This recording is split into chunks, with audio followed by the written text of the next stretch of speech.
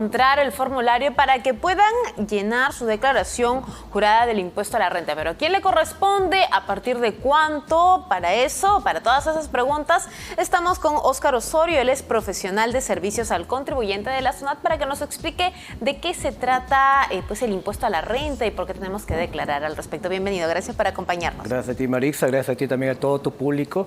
El día de hoy vamos a tocar un tema muy importante, como bien indicas, que es la declaración jurada anual de renta de las personas naturales. Así es, en esta oportunidad es del 2023, pero antes de explayarnos un poco, explícame qué es exactamente esto del impuesto a la renta y quiénes lo presentan. Claro, es muy importante saber eso. ¿Qué cosa es el impuesto a la renta? El impuesto a la renta es un impuesto de periodicidad anual, donde todos los contribuyentes que han tenido ganancias económicas, tú sabes que toda ganancia se tiene que declarar. ¿Por qué conceptos ganancias? ¿Yo hago una venta de una computadora ya o no? Claro, porque estás haciendo un negocio. Okay. Por ejemplo, por tu trabajo también. Estás trabajando, tienes una ganancia, tienes que declararlo.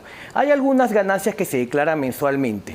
En el caso de personas naturales, generalmente se hace una declaración jurada anual de todos tus ingresos que has tenido en todo el año y eso lo declaras al año siguiente. Okay. En este caso había una modificación, ha salido una ley, la 31940, que indica que las personas naturales tienen que hacer su declaración jurada anual al año siguiente, desde el 27 de mayo hasta el 11 de junio, que es según el último número de tu RUC. Ok.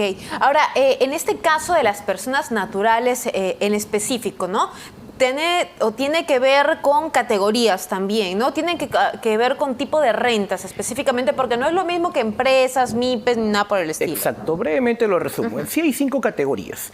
La primera categoría es arrendamiento. La segunda categoría es ganancia de capital. La tercera categoría justamente es negocios o empresas. La cuarta categoría son trabajadores independientes y la quinta categoría son trabajadores dependientes. La primera, segunda, cuarta y quinta categoría son personas naturales, sin negocio. Solamente la tercera categoría es persona natural con negocio o empresa. Ajá. Eso quiere decir que, por ejemplo, si yo soy una odontóloga que atiende en consultorio, tengo que presentar ya mi impuesto a la renta, y si soy trabajadora en planilla también. O en el caso de la odontóloga. Depende. Si yo soy odontólogo, por ejemplo, y tengo mi empresa, ahí yo sería empresa. Okay. Pero si, por ejemplo, trabajo para alguien, ya sería persona natural. Si estoy en planilla, estaría en la quinta categoría. Y si emito recibos por honorarios, estaría en la cuarta categoría. En este caso, a partir del día de hoy, que es 13 de mayo, ya se ha habilitado justamente el formulario virtual 709 a través de SUNAT virtual. Uno puede ingresar a hacer su declaración jurada anual.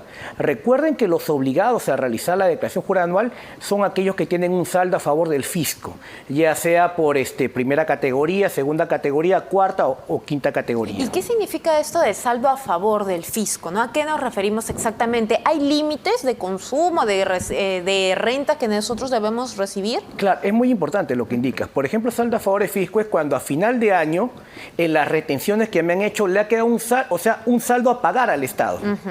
En ese caso, ahí yo estoy obligado a realizar mi declaración jurada anual. Por otra parte, por ejemplo, los contribuyentes de quinta categoría, que solamente tienen quinta categoría que están en planilla, no están obligados a hacer la declaración jurada anual. Y muchas veces tienen una devolución. En este caso, ellos no están obligados a declarar, pero la SUNAT les otorga una devolución de oficio, que siempre es al vencimiento de la declaración jurada anual, 30 días posteriores. Enfocándonos primero en aquellas personas que emiten recibo por honorarios. Ellos, ¿a partir de cuánto de dinero emitido ya tienen que estar, digamos, pagando, ¿no? Pagando impuestos también, porque eso es importante. Algunos no declaran y no saben exactamente que le están debiendo al Estado. Hay que tener en cuenta lo siguiente. Por ejemplo, hay algunas personas que emiten recibo por horario, pero el empleador le retiene. Si el empleador le retiene y al final de año no tiene un saldo a favor del fisco porque le han estado reteniendo, en este caso el contribuyente no está obligado a realizar la declaración jurada anual porque no hay un saldo a favor del fisco.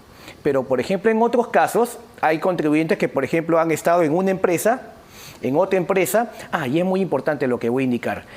Cuando uno está en una sola empresa, el mismo empleador se encarga de retenerte. Y uno está tranquilo, como me está reteniendo, ya no tengo que hacer ninguna declaración. Pero hay personas que, por ejemplo, están en una empresa hasta marzo y en abril cambian a otra. Y no le comunican al nuevo empleador que han trabajado anteriormente. Entonces, ¿qué pasa? Muchas veces el empleador solamente considera los ingresos desde abril hasta diciembre. Y no se da cuenta que ha tenido otros ingresos. Entonces el contribuyente dice, bueno, como ambos me han retenido, no tengo que hacer mi declaración. Pero a veces pasa que sí sale que tienen un saldo a favor del fisco. Entonces ellos simplemente tienen que ingresar a través de una virtual al formulario virtual 709 y por ahí realizar la declaración jurada anual del impuesto a la renta de persona natural. ¿Y qué pasa si, por ejemplo, bueno, no sabían esta información que tú acabas de dar y simplemente se quedaron con la deuda, ¿no? ¿Les van a multar más adelante? ¿Y qué pasa también para aquellos que, si bien es cierto, no tienen excedentes, no tienen deuda, pero simplemente no hicieron, no presentaron su declaración? Bueno, hay que recordar que solamente la declaración jurada anual es para aquellos obligados. ¿Y quiénes son los obligados? Los que tienen un saldo a favor del fisco. Si yo no estoy obligado a realizar mi declaración. Ahora hay una discrecionalidad para aquellas personas naturales que no realizan la declaración, tienen que realizar su declaración jurada anual antes que le llegue la multa. Y con eso se le aplica su discrecionalidad, ¿no? Su rebaja. ¿Y quiénes usualmente, por ejemplo, le deben al fisco, ¿no? ¿A partir de cuánto deben ganar al mes para que ya tengan una idea, ¿no? Ay, creo que yo gano tanto y por ahí debo tener mucho cuidado con mi declaración? Ese es muy importante. Para la declaración jurada anual, generalmente digo, es cuando supera las 7 UITs. Cuando supera las 7 UITs al año, ya eres plausible a que tal vez puedas realizar tu declaración jurada anual si es que no te han retenido correctamente. Ahora, hay que tener en cuenta que esa es la regla general, pero hay reglas específicas a veces. No sé si habrás escuchado que a partir de 1.500 soles te hacen una retención. Claro. Y uno tiene que hacer la suspensión de la retención para que no me retengan. Hay muchas personas, por ejemplo, que no han hecho la suspensión de la retención y el empleador, por ejemplo, pagó 2.000 soles. Pero ese es en el caso de los que emiten recibo por honorarios, ¿verdad? Exacto, para aquellos contribuyentes de cuarta categoría, los que emiten recibos por horarios. Por ejemplo, si el empleador no me hizo mi retención, yo estoy obligado a hacer mi declaración. Porque no me han hecho la retención. Así, por ejemplo, en todo el año solo emitan un solo recibo de 3.000 soles, por ejemplo. El caso, si me han hecho si me han emitido un solo recibo de 3.000 soles, no estaría obligado a realizar la declaración jurada anual. Y si me he hecho la retención el empleador, tampoco.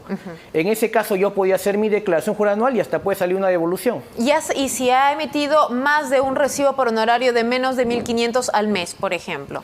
¿Tienen ahí algún tope o algún Hay que mínimo? tener en cuenta eso. Por ejemplo, hay muchos empleadores que te dicen, te voy a pagar 3.000 soles al mes, pero te voy a emitir 3 recibos por horarios. Uno de 1.000, otro de 1.000 y otro de 1.000, cada 10 días. Y el contribuyente dice, como es 1.000, ninguno pasó los 1.500 soles. Pero no, se acumula en el mes. Y si en el mes he pasado los 1.500 soles, en este caso tengo que hacer mi declaración mensual.